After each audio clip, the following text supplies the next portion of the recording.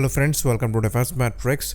तो जैसे कि हम जानते हैं, इंडियन एयरफोर्स ने मीडियम कैटेगरी के ट्रांसपोर्ट एयरक्राफ्ट के रिक्वायरमेंट को सामने रखा है, जिसके अंतर्गत AN-32 को तो रिप्लेस करना ही है, साथ ही साथ जो IL-76 एयरक्राफ्ट हैं इनके रिप्लेसमेंट के तौर पर भी इस प्रोग्राम को देखा जा रहा है। तो इस टॉपिक पर पहले भी हम कई सारे वीडियोस बना चुके हैं। जो एयरक्राफ्ट इस कैटेगरी में आते हैं उनको कंपेयर भी कर चुके हैं, तो वो सारी चीज़ें हम दोबारा यहाँ पर रिपीट नहीं करेंगे। यहाँ पर हम खाली एक ही एयरक्राफ्ट के बारे में बात करने वाले हैं, जो कि बेस्ट ऑप्शन फिलहाल माना जा रहा है और इंडिया को ऑफर किया गया है।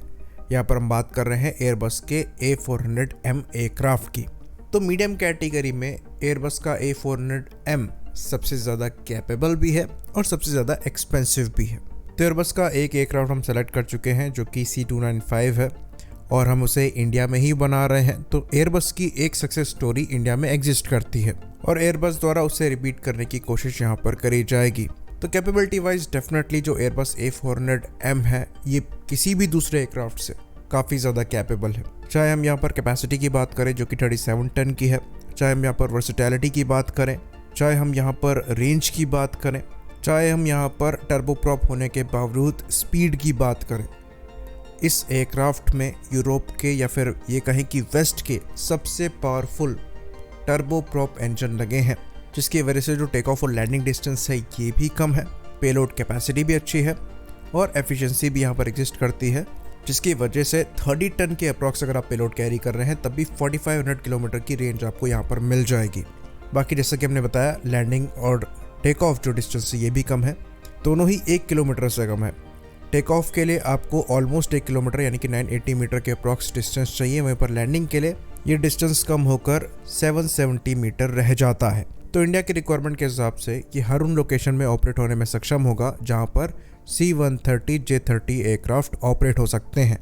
साथ ही साथ उसके कंपैरिजन में आपको यहाँ पर पेलोड कैपेसिटी भी ज़्यादा मिल जाएगी, तो जो आर्मर्ड पर्सनल कैरियर्स हो गए ये उनको भी डिप्लॉय करने में सक्षम होगा। तो ऑन पेपर जो कैरेक्टरिस्टिक्स हमें यहाँ पर दिखाई दे रहे हैं उसको देखकर ऐसा लगता है कि इससे बेस्ट कोई एयरक्राफ्ट हो ही नहीं सकता, भले ही इसके लिए हम दूसरे प्लेटफॉर्म्स के कंपैरिजन में ऑलमोस्ट दुगना पे करेंगे, क्योंकि दुगना पे करने के बाद आपको कैपेबिलिटी भी ऑलमोस्ट दुगनी ही मिल रही है। तो कई लोगों का ये मानना है कि अगर IL-76 को भी MTA के अंतर्गत ही रिप्लेस करना है तो एयरबस A400 को छोड़कर कोई और ऑप्शन यहाँ पर दिखाई ही नहीं देता है। पर एयरबस A400M के साथ सारी चीज़ें इतनी पॉजिटिव नहीं हैं। तो MTA के अंतर्गत जो एयरफोर्स की रिक्वायरमेंट है, यहाँ पर जो ऑर्डर संख्या है ये 70 से 80 भी पहुँच सकती है, तो नंबर्स बिल्कुल भी छोटे नहीं हैं। और अगर ये नंबर 60 भी पहुँच जाते हैं तो इंडिया इन एयरक्राफ्ट का सबसे बड़ा ऑपरेटर बन जाएगा। तो अगर आप एयरबस A400M के प्रोग्राम की हिस्ट्री को देखेंगे तो आपको कई कॉम्प्लेक्सिटी दिखेंगी, जहां पर आपको प्राइस ओवररन दिखाई देगा, पॉलिटिक्स दिखाई देगी, उसके बाद कुछ ब्राइबरी के केसेस भी हैं, फिर सीरियस क्वालिटी इश्यूज भी हैं। तो ये प्रोग्राम काफ़ी प्रॉब्लमेटिक रहा है और कई बार ऑलमोस्ट ये ख़त्म होने की कगार पर भी आया है। इवन जो पार्टिसिपेटिंग कंट्रीज थी उन्होंने कई बार डिसाइड किया कि वो इसके ऑर्डर को लेकर आगे नहीं बढ़ना चाहते हैं, लेकिन बाद में फैसला बदला गया रिक्वायरमेंट की वजह से और प्राइस के साथ साथ टाइम ओवररन के बावजूद इस प्रोग्राम को सक्सेसफुली अंत में एग्जीक्यूट किया गया। लेकिन उसके बाद भी कई इश्यूज जो है निकलकर सामने आए। ऑल्दो प्रेजेंट की बात करें तो मोटा मोटा सारे इश्यूज अभी सॉर्टेड हैं और जो इनके नए ऑपरेटर्स भी जुड़े हैं उनके द्वारा फीडबैक में कोई बड़े इश्यूज जो हैं बताए नहीं गए।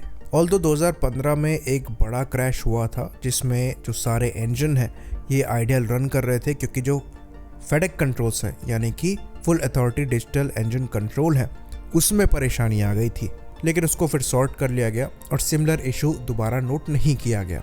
और फिर भी यहाँ पर एक बड़ी परेशानी एग्जिस्ट करती है और वो ये है कि इस एयरक्राफ्ट को कोई एक पर्टिकुलर कंट्री मैन्युफैक्चर नहीं करती है।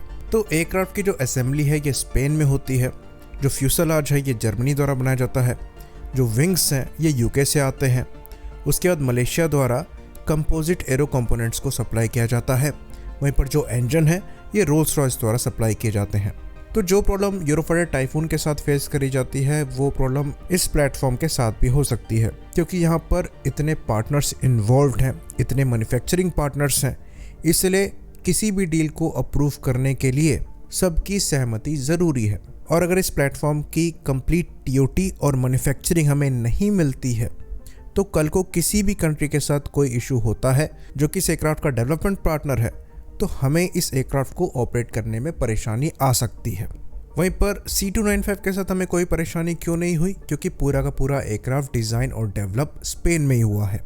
ऑल्दो ये चीज़ हम ज़रूर ऐड करेंगे कि अगर हम टर्की को हटा दें तो जितने बाकी मैन्युफैक्चरिंग पार्टनर्स हैं उनके साथ हमारे टर्म्स अच्छे ही हैं। तो ये एक पॉइंट है जो कि एयरबस के A400M के खिलाफ जा सकता है। सिमिलरली MRFA कॉम्पिटिशन में यूरोफाइटर टाइफून के अगेंस्ट भी ये एक बड़ा पॉइंट रहा था। आई होप इन्फॉर्मेशन यहाँ पर क्लियर रही हो। इसी बात पर इस वीडियो को हम ख़त्म करेंगे। लाइक करिए, सब्सक्राइब करिए। जय हिंद।